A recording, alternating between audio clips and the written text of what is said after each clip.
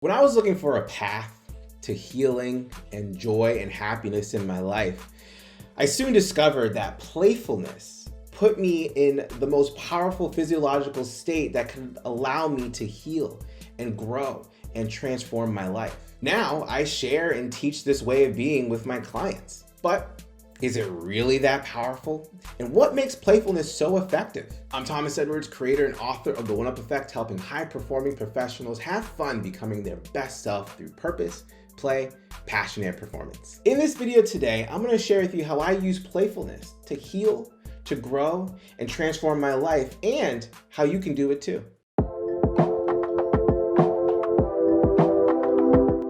When many people think of play, they immediately connect it to pleasure. And because it connected to pleasure, they often withhold this pleasure and only see it as a form of escapism. They don't really see the intrinsic value of being in a state of playfulness. And while play does invite and inspire pleasure, it doesn't really tell the whole story of what playfulness really does for us. What playfulness ultimately does is it creates a space of presence, comfort, and safety. And when we're in that state of mind, it opens up the door for so much, which for me, it was all about healing, learning, growing, and being willing to transform myself and eventually my life. Think about it. It's really hard to be in a state of play and comfort and safety when you are physically, mentally, or emotionally in danger. When you're in that survival state, it's very hard to trigger and activate this state of play because you're trying to survive. This is what I like to compare to when it comes to Super Mario Brothers. When you are on your last life and the timer's running down, there's a part of you that might be playing, maybe even enjoying that experience, but for the most part, this is an anxiety-ridden survival experience so that way you can get to the end without dying and then trying to do that over again. This is what I compared to a lot of people living their lives each day, just trying to survive to get to the end of the day just so they can wake up and do this over again. So of course, there's no space for them to experience play in the way that playfulness is designed. And here's the magic of Super Mario Bros. When you get that extra life, that one up, not only does your psychological state shift, but so does your physiological state. Your body gets filled up with chemicals, including oxytocin, which brings together your love and social connection and bonding. There's serotonin, which is an antidepressant. There's GABA hormones, which reduces anxiety and stress. And there's dopamine, which really is associated with the payoff, the reward or the outcome that is desired. Having these chemicals in our bodies, produced by our brains, helps limit our anxiety. It reduces our stress over time. Think of it from a biological approach. We're mammals, so are dolphins. Ever notice how playful and how social dolphins are? What about monkeys, apes, chimpanzees? Ever noticed how social and how playful they are? That's because all of us have play as a key part of our mental and social development. Think about your childhood. A lot of your mental and social development was all based on play.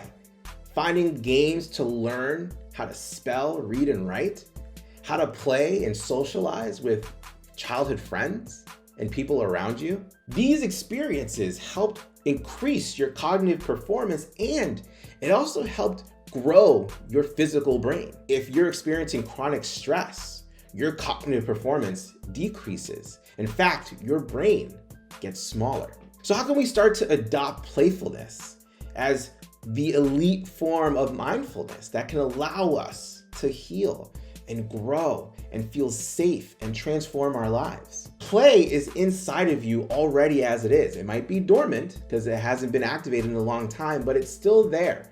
And it's like riding a bike. Once you start going, it's like muscle memory. Muscle memory kicks in, and all of a sudden you find yourself naturally in a state that maybe you haven't experienced in a long time. Hey, I hope you're enjoying this video, and I want to let you know that I have a presentation on how to make life a game that you can win and have fun playing.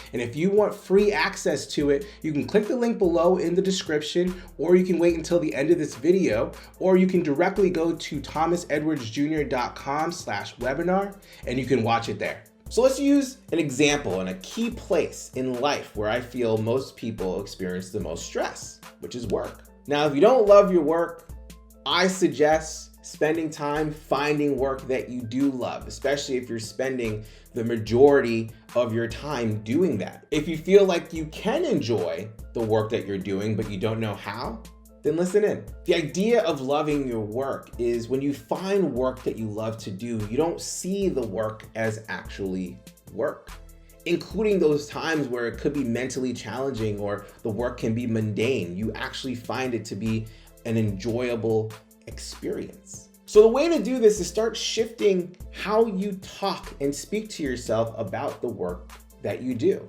If you're faced with work that is really challenging and can be seen as stressful, you can reframe and see them as obstacles or even mini games where you can play and see how well you can overcome that particular obstacle, whether it's one that you're familiar with or one that you're not. And when you do this, you'll start to see those moments as opportunities to learn and receive feedback. You no longer start to see this as success or failure. And in my opinion, there is no failure in the game of life, except when you choose to stop playing the game. So all that's there is success and feedback.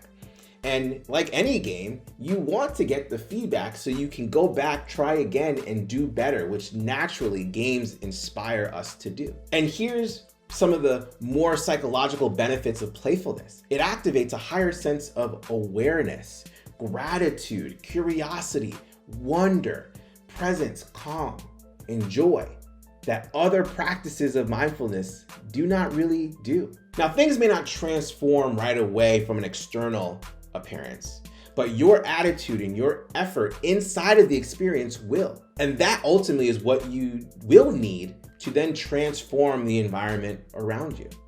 Imagine being able to take playfulness into a part of your work that you once before didn't enjoy. And all of a sudden now, not only do you enjoy the experience of work, but the people that you're interacting with are influenced by your state, and they make the environment more fun as well. This creates a ripple effect that can go beyond even our imaginations. Just keep in mind that playfulness, just like any other practice of mindfulness, like meditation, requires practice, and you will get better the more that you practice it, which is why it's so important, and I believe it's vital for us to practice playfulness in some capacity every single day so we can develop that muscle and increase our muscle memory for when moments come where they can be seen as stress.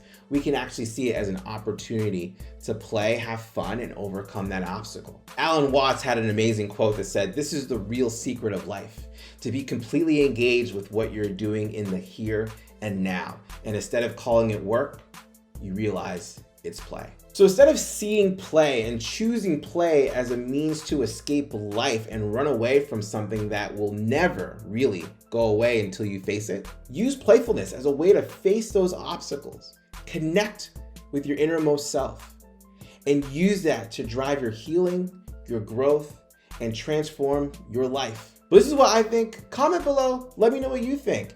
Have you heard of the idea of playfulness? Do you see how playfulness can play a really key role in our personal growth? How much do you allow yourself to play on a regular basis? Have you usually seen playfulness as kind of this trivial thing that has no meaning, purpose, or value? Or can you start to see the idea of how play was such an essential part of our lives and we just allowed them to become dormant? Are you willing to activate that part of you again to experience a different way of seeing life? Comment below, let me know what you think. I hope you found that video fun and useful. And if you want to get that free presentation on how to make life a game that you can win and have fun playing, click the link below. And if you want to watch another video that's fun and useful, click the link right over here. Go ahead, it's right there. Click it. I'll see you there.